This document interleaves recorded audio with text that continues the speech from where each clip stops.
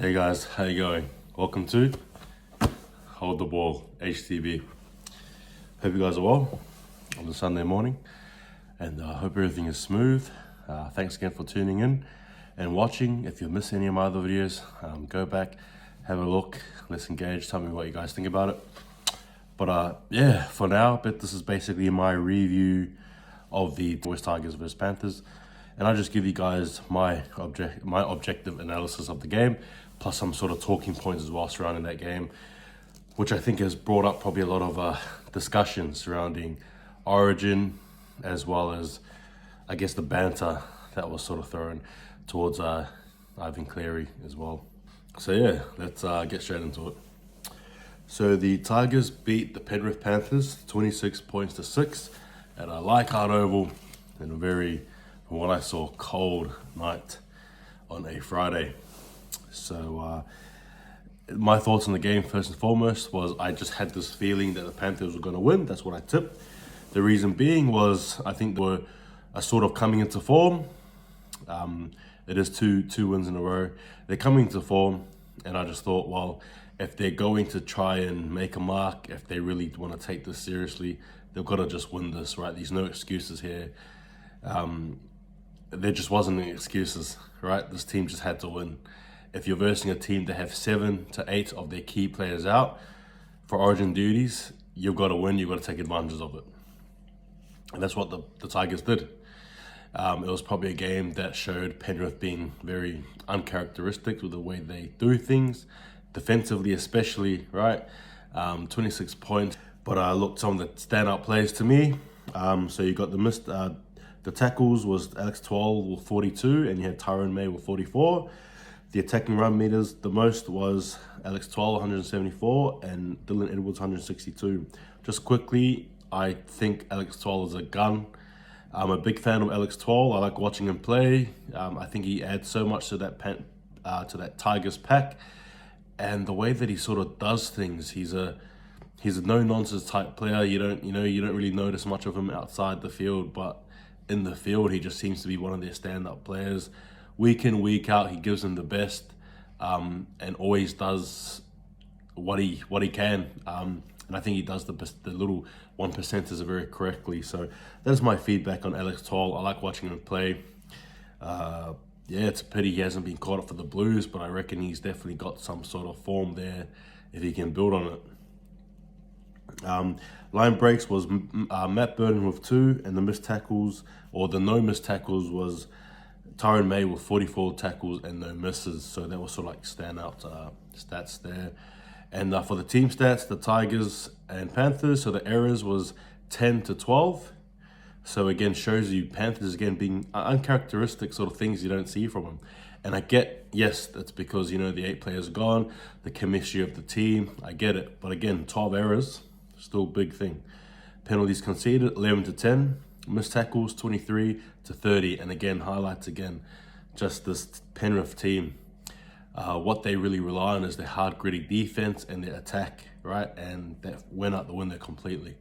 There's some talking points I want to bring on as well later on in this discussion. Possession was 52 to 48. Completion rate was 78 to 79. And the tackle breaks 30 to 23. And the tackles altogether were Tigers making 297 tackles and the Panthers having to make 337 tackles. So they made 40 tackles more than the Tigers, and again shows you a game where those errors cost probably more of the turnover, and just in general, I guess, just having that defensive, because they were always on a defensive back foot, I feel, this whole game, especially in the second half. It just led to that. So more tackles, more errors. It just wasn't good at all. But just quickly going back on the players as well. So I picked out 2 players from each team that I like, and I've got their stats too. So for me, best on ground for the Tigers was Alex Twal with 174 meters, as stated before, 75 post-contact meters, 4 tackle breaks, 42 tackles, 1 miss, and he was on for 76 minutes.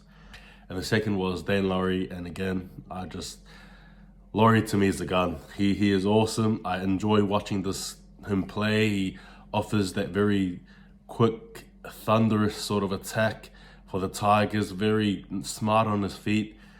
There's controversy there because you can say he milked a lot of penalties, but I mean, Look, head contact, again, I want to talk about this later on, but yeah, it's a bit of an issue there. But his stats were 1 try, 147 meters, 2 tackle breaks, 1 line break, and he made 1 one-on-one tackle, and he was there for the whole game. And for the Penrith Panthers, I have Matt Burton and Fisher Harris. And just quickly on Matt Burton, we all know that people have said to him he should have been in the halves. There was even an inkling that he should be starting ahead, or of Luai. He was put in a very tough situation, being a 5'8". I do believe he's a halfback normally, especially playing centres the whole season thus far. To be thrown into 5'8", is it bad coaching tactics, or was it just because he can play that? But it didn't look like he was at his best there. So, it's defensively missing some tackles too. Normally he's very good on defense, being a centre. Is there a bit of a battle there with himself? Does he prefer to play centre now? I'm not sure, but yeah, look, the onus was on him, I guess, to lead the pack around, and ultimately he didn't do that. You can't really bash him because, again, he hasn't played that position. I believe he's a halfback. So look, a lot of questions surrounding perhaps a tactical sort of changes that Ivan Cleary did make for the squad. But his stats nonetheless, he had 118 run meters, 2 tackle breaks, 2 line breaks, 19 tackles, 5 missed tackles as stated, and he was there for the whole game. And for the second one was Fisher Harris, and he had 154 run meters, 55 post-contact meters, 1 tackle break, 24 tackles, 2 misses, and he had 0 errors, and he was there for 66 minutes of the game. And again, Fisher Harris seems to be their go-to. It just seemed like an off night from the Panthers generally. The players who normally don't have off nights had off nights. They look just like a standard NRL team who are not in the top 2. But you remember that they're actually 4 points ahead of the actual competition, so of the Storm, who was second place. So look, there's that. Is it worrying signs? No, I don't think so. But is it something that I think you should take into consideration? Sure. But look, that is my sort of review of the game. Well done, the Tigers. I thought they played well, electric. I love seeing the boys run around. Yeah, sure, it's a bit of a biff there as well. It's all part of the game. The refereeing, to me, you can say it was good, you can say it was bad. Well, the refs are told that if these contacts in the head, you just got to blow that whistle, right? So that's it. If players want to, I guess, play along with it, which many players do in different teams, not just the Tigers, I can assure you that right now, then you just do it, right? I guess there needs to be change on a referee deeming what is probably milked and what is not milked, what is acting, what is not acting.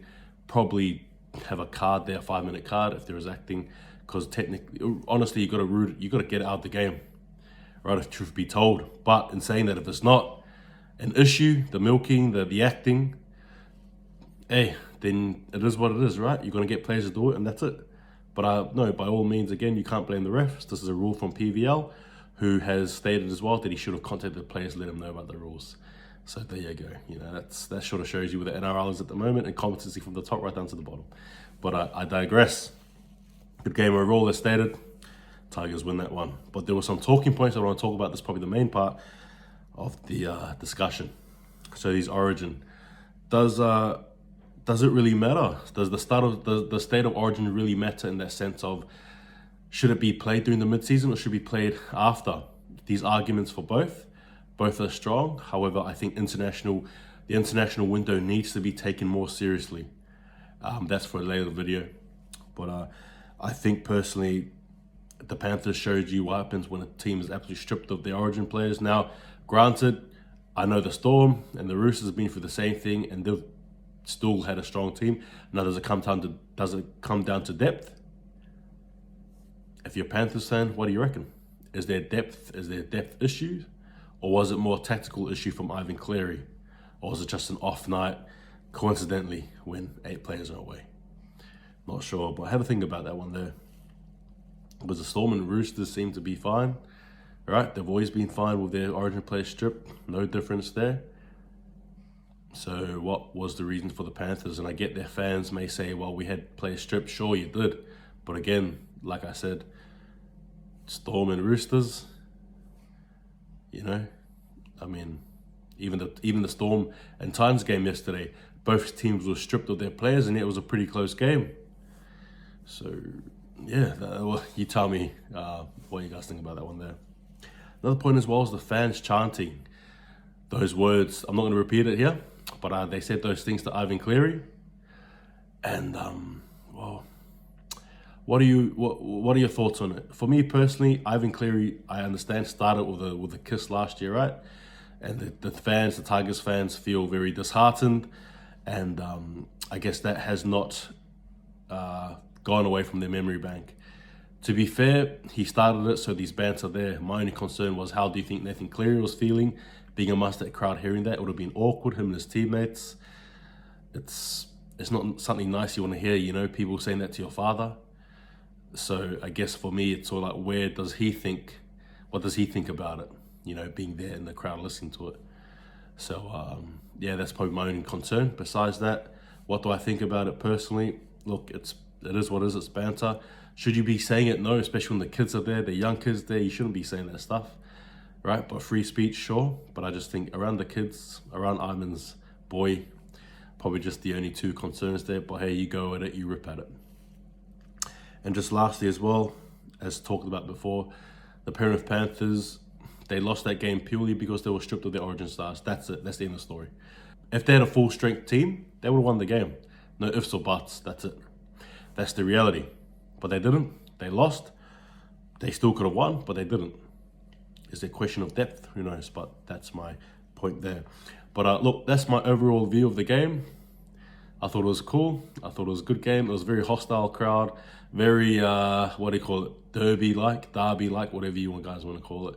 But it was a good atmosphere nonetheless. And as someone who supports neither team, I thought it was just a good watch overall. But a lot of stories there from that game.